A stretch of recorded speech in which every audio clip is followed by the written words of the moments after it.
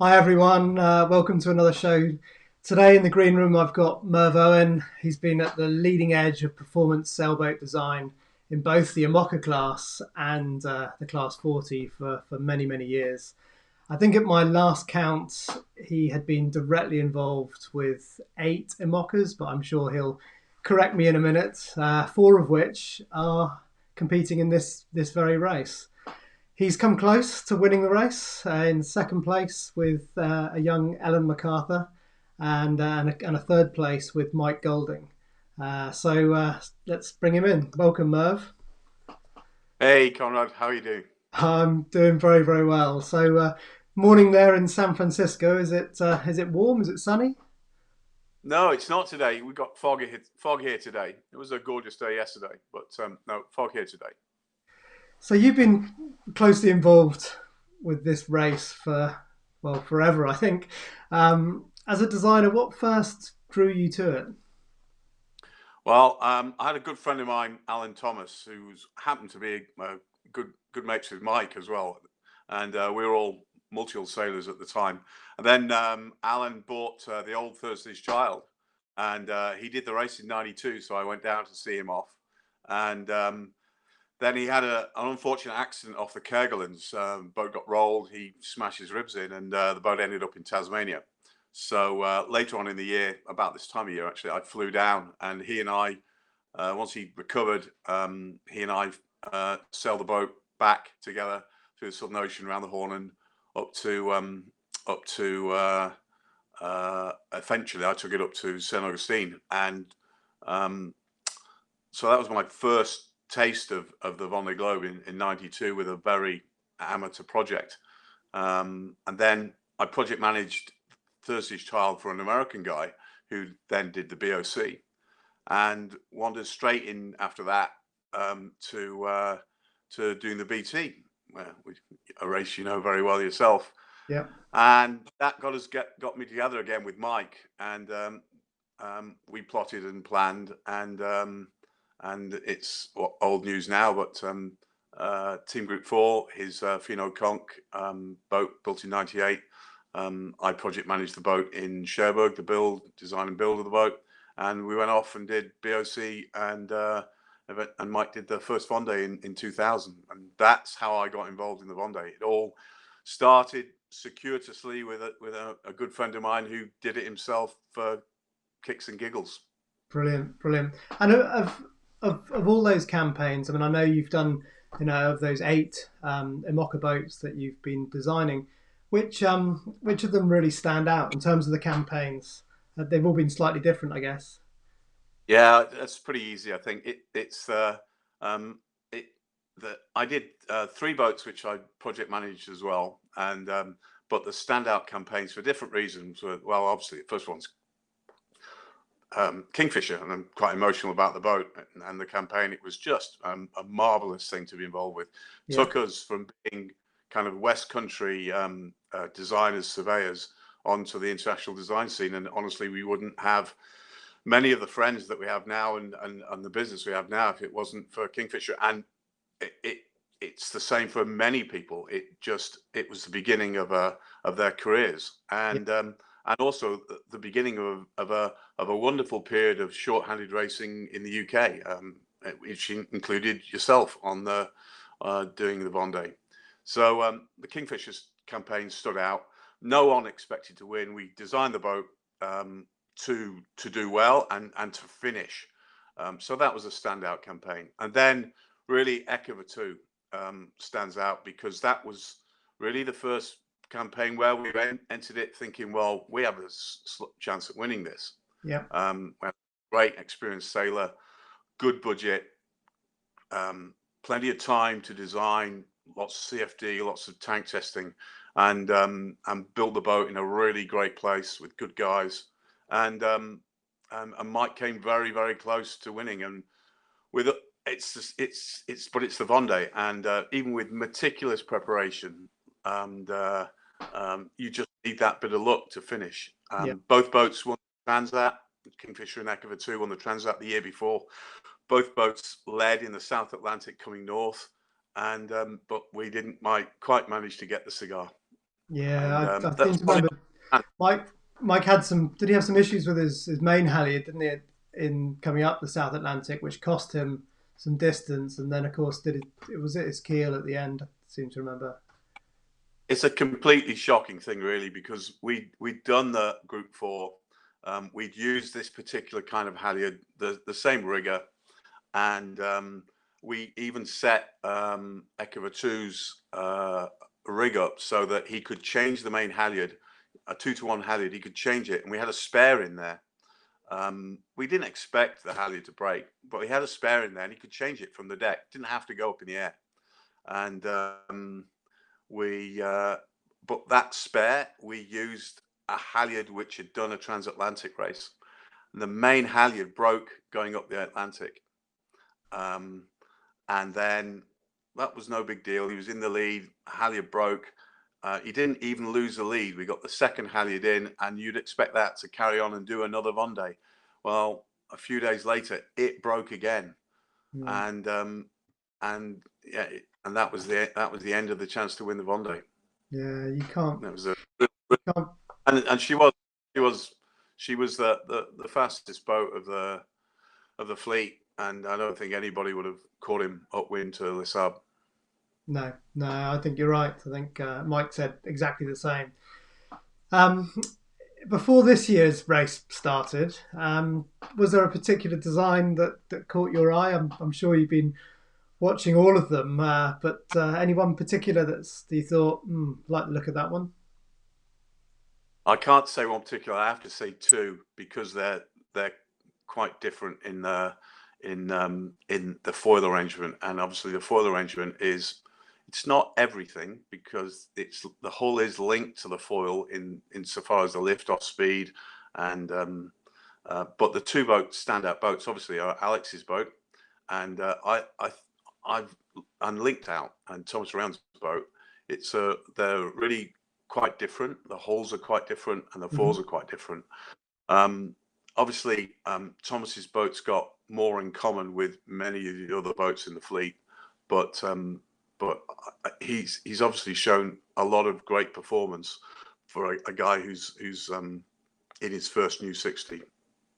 So I think Linked Out is a really good boat, and obviously Alex is kind of the dark horse because he hasn't been out training with anyone else. He hasn't been on the scene down there, so it's hard to equate. But clearly, the boat's quick and Alex is quick, so they're my two, I think.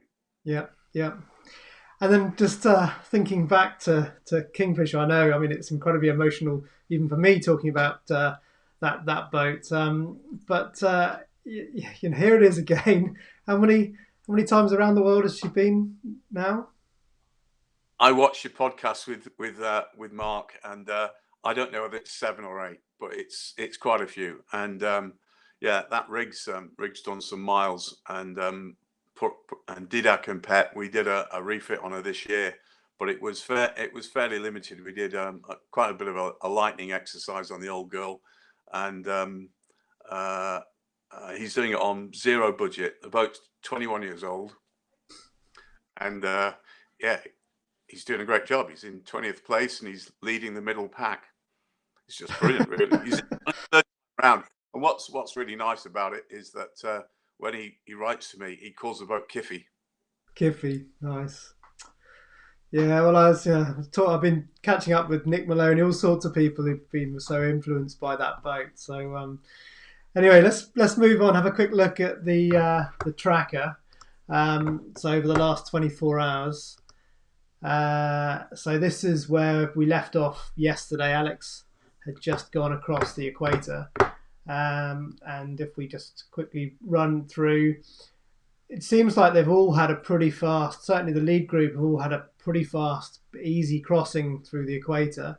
Alex opting to sail pretty deep. The other two boats have come up a little bit on course and seem over the last sort of 12 hours to be sailing a little quicker. Thomas and Charlie. Do you think that's down to foil or sail plan? Why do you think they might be going just a little bit quicker over the last 24 hours? Well, putting aside the fact that we both know on the water you can be just a few miles apart and things are very different. There has been a consistent speed difference for sure, and it can be very much down, even on a normal boat, can be very much down to the sail configuration, because the IMOCAs are limited to 8 sails, which is really not enough to do the job to cover all wind speeds and all wind angles. So they're going to have made choices between their sail package for the 3 different sections of the race: the trip down the Atlantic, the Southern Ocean, and the trip north. And so even relatively small changes in the sail wardrobe can produce quite large differences in boat speed. And the other thing we have to take into account is that these foiling boats, well, the 60s, even of the later generations, are more like, in performance terms, are more like multi-hulls than monohulls, and the foiling boats even more so. Once the boats get to 13 knots, 12 to 13 knots, that's their lift-off speed. That's when the foils start to really kick in, and that lifts the boat out of the water, reduces drag, and the boats very rapidly get into the 17, 18 knot range. They almost don't have polars between 13, 17, 18 knots, because they get up there and go fast. Yeah. So, and they're developing their own apparent wind speed. So quite small changes in wind speed, quite small changes in wind direction have a big effect on boat speed, because they're making their own apparent wind. So I wouldn't read too much into it, because I would expect, we haven't modeled Alex's foils, but we've modeled the other foils. But common sense tells us that Alex's foils really should be in the game here, in so far as reaching performance. So I wouldn't read too much into it at this point in time. I don't think there's a lot of factors going on. Okay. That's really, really interesting, really fascinating. So a quick look at the forecast. I've been sort of saying over the last few days that the South Atlantic's looking pretty tricky, and still, each day it gets perhaps a fraction easier. But I've just put a loop there where the fleet are currently, and so I've got my arrow here. So the fleet are in here, and at the moment we're seeing a sort of a course south around the St Helena High, but it's not easy. It shifts around. It splits into two. At one point there's a little low pressure in between them. If we just watch it through over the next sort of 3-4 days, just give us your thoughts on perhaps previous races, and sort of what we think the competitors might be looking for as we go through this forecast.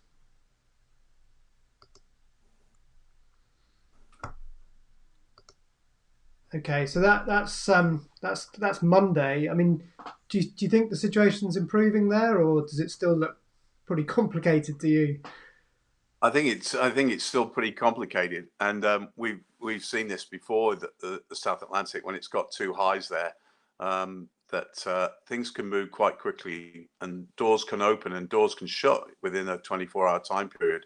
And the 2008 race was a classic, where the high allowed a few boats through into that first system, and they got away in that system. And then once you're in that first southern, if you're in the lead Southern Ocean system, it's very hard to it's pretty much impossible to get from the system behind into the system in front.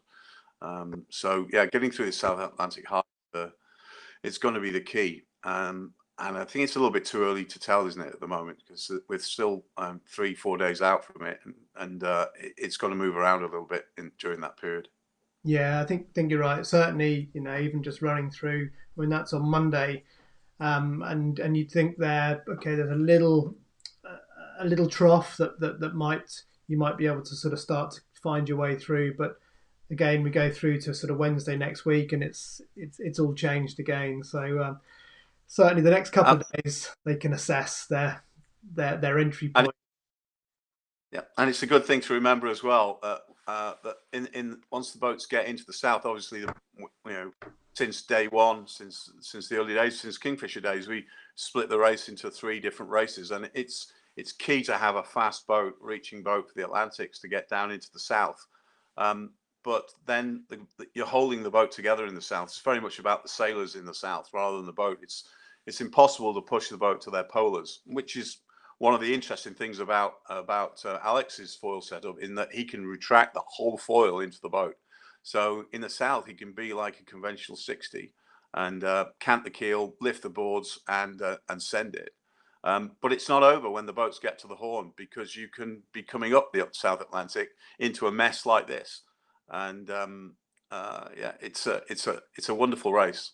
Yeah, it's absolutely wonderful. We've seen it. I think 4 years ago, Armel Leclerc had a 700-mile lead at the Horn, and Alex got within, closed him down. I mean, he had a horrendous exit out of after Cape Horn, and Armel just sort of wallowed around for days on end as Alex just piled in and caught him right back up again. And of course, without the foil on the starboard foil that he'd broken. Yeah, and we've seen it with Mitch Dares. We saw it with Ellen and Mitch, didn't we? I mean, Mitch had a 500-mile lead around Cape Horn. Yeah. And exactly the same happened by the equator. Ellen had overtaken him, I think, again. Correct. And again, these boats like multis. So if you're in 3, 4, 5 knots less breeze, the guy behind, and if you're in 3, 4, 5 knots breeze and it's only 10, 11 knots, then you're not on your foils. The guy behind you is in 15 knots of breeze. He's up on his foils and he's doing 18, 20 knots. Yeah. The gaps close quick. It's a big piece of elastic. We shouldn't look at things in terms of distance from boats. We should convert that distance into time using the relevant boat speed, and you'll see that actually the boats are not very far apart at all. No. Just quick word on John Le Cam. Yeah, what a catcher and what a sailor. And he sailed the race so far to his boat, didn't he? He cut the corner on the left because up at Finisterre because they had dagger boards, he could get high, and he chose the shortest route. And probably that's going to be his key. He's just going to try and sail the shortest distance, because he can't compete with the guys when they're reaching. They're currently doing 3 knots faster than him, and that's just the way it's going to be. But he's a canny man, lots of miles, and it'll be interesting to see how he gets on in the south, because the south is all about how the guys can push for days, but you can't push every day the same. You have to take a break. The boats take a break, and we'll see the leads. I should imagine we'll see the leads swapping like we have on every Vendée. Some boats have good days, some boats have bad days. Brilliant. Well, Merv, it's been fascinating to chat to you. Absolutely brilliant. Hopefully, you'll be able to join us again further downstream when we look at the St. Helena High and the first depression coming in. It'd be great to get your thoughts again. In the meantime, enjoy San Francisco. Don't rush back over here. It's pretty grim over here at the moment. So I was supposed to be back there by now, but it wasn't a very difficult decision not to cancel my flight and just stay around. Not difficult at all. Thanks for having me, Conrad. This is fun. Thanks to Merv for joining me today. What a font of knowledge he is, and clearly, still so very passionate about the race and of course, all of the boats that he's designed that are taking part. So another day, it looks like Thomas and Charlie are snapping at the heels of Alex Thomson, and certainly for the next few days, it's going to be a drag race south.